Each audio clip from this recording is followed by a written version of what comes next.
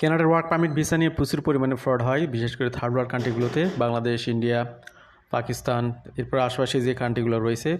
যে সমস্ত ব্যক্তিরা মিডল ইস্টে জব করেন তাদেরকে টার্গেট করে একটা চক্র এখানে ওয়ার্ক পারমিট দেওয়ার নামে নানাভাবে প্রতারণা করে। কানাডাতে পৌঁছার পরে টাকা, এরপরে ভিসার আগে টাকা নেই, এরপরে আপনার এআই দিয়ে ভুয়া পাসপোর্ট রিকোয়েস্ট লেটার আনার পরে তাদেরকে একটা পাসপোর্ট রিকোয়েস্ট লেটার ধরাই দেয়, ভিএফএসের মাধ্যমে হয়তো পাসপোর্ট জমা হয়, পরে পাসপোর্ট গিয়ে আটকে থাকে সিঙ্গাপুরে। নানাভাবে নানান ধরনের প্রতারণা করে থাকে একটা শ্রেণীর লোক, এই ধরনের প্রতারণার কাজগুলো করে থাকে। কাদেরকে টার্গেট করে? তারা মূলত টার্গেট করে একদম যারা খেটে খাওয়া মানুষ, খুব কষ্ট করে চলে, হয়তো বা মিডল ইস্টে অনেক বছর ধরে কিছু টাকা পয়সা জমিয়েছে, তাদেরকে টার্গেট করে মূলত এই ধরনের প্রতারণামূলক কাজগুলো করে থাকে। তো বর্তমান সময়ে কানাডাতে কিন্তু লো ওয়েজেস ক্যাটাগরির এলএমআই প্রসেসগুলো অনেক জায়গাতেই বন্ধ রয়েছে। সুতরাং ওয়ার্ক পারমিট ভিসা নিয়ে আসার স্বপ্ন যারা দেখছেন, এই বিষয়ে খুবই কেয়ারফুল হবেন। নিজেই চেষ্টা করুন কোনো ওয়ার্ক পারমিট পাওয়ার জন্যেই কোনো এমপ্লয়ারের কাছ থেকে আপনি অফার লেটার নিতে পারেন কিনা, জব অফার লেটার। যদি জব অফার লেটার নিতে পারেন, এরপরে সেটা সহ কোনো একজন আরসিআইসি, খুব ভালো রিনাউন্ড বা পরিচিত কোনো আরসিআইসি কনসালটেন্টদের মাধ্যমে ভিসা অ্যাপ্লিকেশন করুন, যাতে করে প্রতারিত না হন। শুরুতেই কিছু কথা বললাম যাতে আপনাদের কিছু বিষয় ক্লিয়ার হয়। বর্তমান সময়ে কানাডাতে লো ওয়েজেস ক্যাটাগরির এলএমআই প্রসেস খুব টাফ হলেও হাই ওয়েজেস ক্যাটাগরির এলএমআই প্রসেস কিন্তু বন্ধ নেই। তো পৃথিবীর বিভিন্ন প্রান্তে যারা টপ ট্যালেন্ট বা ট্যালেন্ট পিপলরা ছড়িয়ে ছিটিয়ে রয়েছেন, তাদেরকে অ্যাট্রাক্ট করার জন্য কিন্তু গ্লোবাল ট্যালেন্ট স্ট্রিম নামে কানাডার একটা প্রোগ্রাম রয়েছে। এই প্রোগ্রামের অধীনে 2 সপ্তাহের মধ্যে কানাডাতে ওয়ার্ক পারমিট প্রসেস করে আসার একটা সুযোগ তৈরি হয়েছে কানাডা গভর্নমেন্ট। কোন কোন প্রফেশনের ব্যক্তিরা এই সুযোগগুলো পান আগেও আমরা কথা বলেছি। এরপর নতুন যারা অনেকে আমাদের সাথে যুক্ত হয়েছেন তাদের জন্য আজকের আলোচনাটা নতুন করে করা।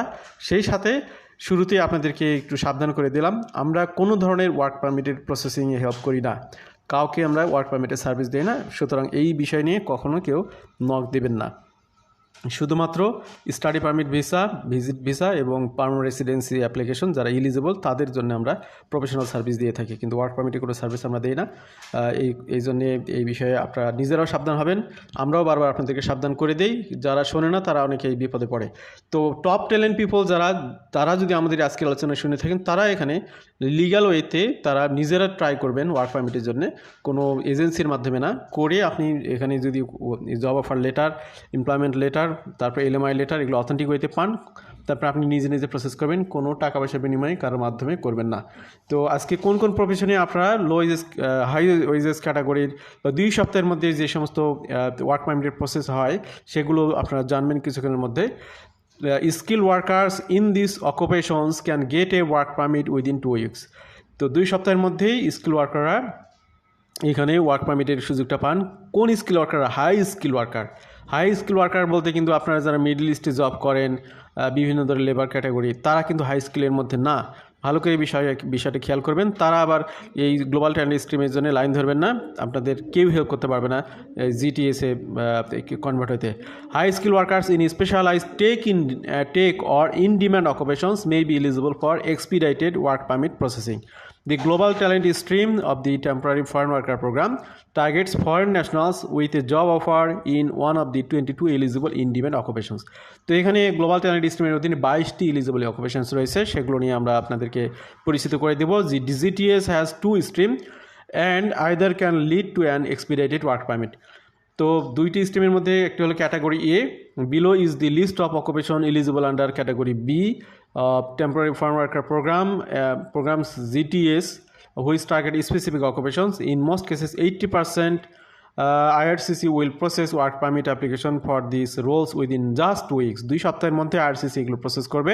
কোন কোন ডিপার্টমেন্টে? এখানে দেখতে পাচ্ছেন computer and information system manager NOC 20012, civil engineers NOC 21300, electrical and electronics engineers 21310, mining engineers 21330, aerospace engineers 21390, computer engineers 21311, mathematician and statistician 21210, data scientist 21211, এরপরে cyber security specialist 21220, business system specialist 21221, information systems specialist 21222, web designer 21233, database analyst and data administrators 21223. এরপরে এসে software engineers and designers the 21231 computer engineering system developers and programmers, 21230 software developer and programmers, 21232 web developers and programmers, 21234 electrical and electronics engineering technologists and technicians, 22310 computer network and web technician, 22220 information systems testing technician, 22222 সবগুলো 2 পাঁচটা 2 producer technical creative and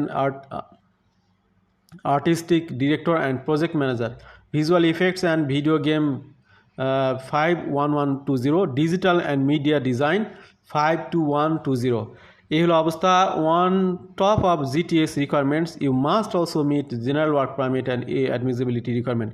Work experience gained while in Canada in these occupations can make you eligible for express entry category based selection under science, technology, engineering and math STEM category. তো এতক্ষণ যে প্রফেশনগুলোর নাম দেখলেন আপনারা 22টি category, এইগুলোতে কেউ যদি legal ওয়েতে জব অফার পান তাদের জন্য কিন্তু জিটিএস ক্যাটাগরিতে খুব দ্রুত সময় 2 সপ্তাহের মধ্যে, হয়তো অনেক সময় বেশি সময়ও লাগতে পারে, স্ট্যান্ডার্ড টাইম 80% অ্যাপ্লিকেশন তারা 2 সপ্তাহের মধ্যে প্রসেস করে, তারাও খুব দ্রুততম সময় কানাডাতে আসতে পারেন। তো এই নিউজটা আপনারা জানেন, এরপর নতুন করে আমরা বললাম। এবং কানাডাতে আসার পরে জব চলাকালীন অবস্থায় তারা এখানে 1 বছর পার করার পরে এখানে এক্সপ্রেস এন্ট্রিতে কানাডিয়ান এক্সপিরিয়েন্স ক্লাসে প্রোফাইল করতে পারেন। আর 6 মাস জব করার পরে তারা এখানে ক্যাটাগরি বেস ড্রোতে সিলেক্ট করার জন্য স্টেম ক্যাটাগরিতে কোয়ালিফাই করবেন। যদিও স্টেম ক্যাটাগরি ড্র অনেক দিন ধরে হচ্ছে না, যখন এটা আবার চালু হবে তখন আপনারা এখানে এলিজিবল হবেন।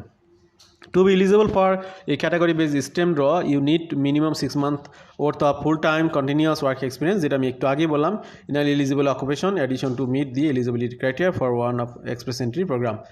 How to get a work permit through the GTS? তো গ্লোবাল ট্যালেন্ট স্ট্রিমের অধীনে কীভাবে ওয়ার্ক পারমিটটা পাবেন? Getting a work permit through the GTS is 2-step process. এখানে 2টা স্টেপ ফলো করতে হবে। Number 1, your employer submit a labor market impact assessment for your role. Employment and Social Development Canada will process GTS aligned LMI submitted by employer within 10 business days as opposed to weeks or even months of other LMI process. তো অন্য ক্যাটাগরিতে LMI process হতে 6 মাস, 1 বছর, 1.5 বছর, 2 বছর লাগে, কিন্তু এই গ্লোবাল ট্যালেন্ট স্ট্রিমের অধীনে LMI প্রসেসটা অবশ্যই লাগবে। এমপ্লয়ারের কাছ থেকে আপনাকে এটা নিতে হবে, এমপ্লয়ার আপনার জন্য এটা ম্যানেজ করে দেবেন। এক্ষেত্রে 20 কর্মদিবসের মধ্যেই এটা প্রসেস হয়, ক্ষেত্র বিশেষে বেশিও লাগতে পারে। আপনি LMI লেটারটা পেলেন, এমপ্লয়মেন্ট কন্ট্রাক্ট LMI লেটার পেলেন। সেকেন্ড স্টেপ হলো, once the LMI is approve, আপনি LMIটা যদি গভর্নমেন্ট থেকে অ্যাপ্রুভাল পায়, you can apply for RCC for a GTS work permit. তো এখানে ভালো করে খেয়াল করুন, ওয়ার্ক পারমিটের মধ্যে এখানে ক্যাটাগরি হলো GTS, which you must do from outside Canada, এবং এটা করতে হবে আউট অফ কানাডা থেকে, ইনসাইড কানাডার জন্য না। Your employer will provide you with a copy of the LMI decision letter which you need to include in your work permit application. When applying, you will also have to identify yourself as a part of the GTS. When asked whether your employer LMI was issued under the GTS, answer yes. তো এখানে কোশ্চেনের মধ্যেই GTS সহ কিনা সেখানে আপনার yes দিতে হবে। Your GTS work permit will be processed within 2 weeks compared to 5 to 10 weeks it currently takes from the non-GTS work permits. Because of the LMI, both of the LMI work permit are fast-tracked. You can start working in Canada much sooner as usual. তো দ্রুততম সময় এখানে কানাডাতে আসার একটা সুযোগ এটার মাধ্যমে। তো I don't have a job offer in an eligible occupation, can I still benefit?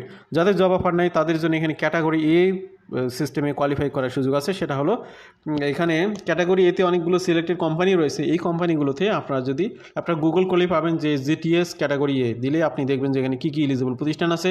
সেই প্রতিষ্ঠানগুলোর থেকে আপনি যদি কোনো একটা জব নিতে, এখানে যেহেতু জব অফার পাচ্ছেনই না, তারপরে এখানে কিছু বিষয় বলা হচ্ছে। You may still be eligible for priority work permit processing under the referral stream of the GTS এর অধীনে এখানে রেফারেল স্ট্রিম আছে। If you possess unique and specialist talent, a role qualifies unique and specialist when it meets the following criteria. যদি কোনো জবের এরকম salary থাকে 38.46 বা 39 কানাডিয়ান ডলার পার আওয়ার, যেটা অ্যানুয়াল স্যালারি হবে 80,000 Canadian dollar. It requires advance industry specific knowledge, it requires advance degree in a field of relevant of the employers need and or at least 5 years of specialist professional experience.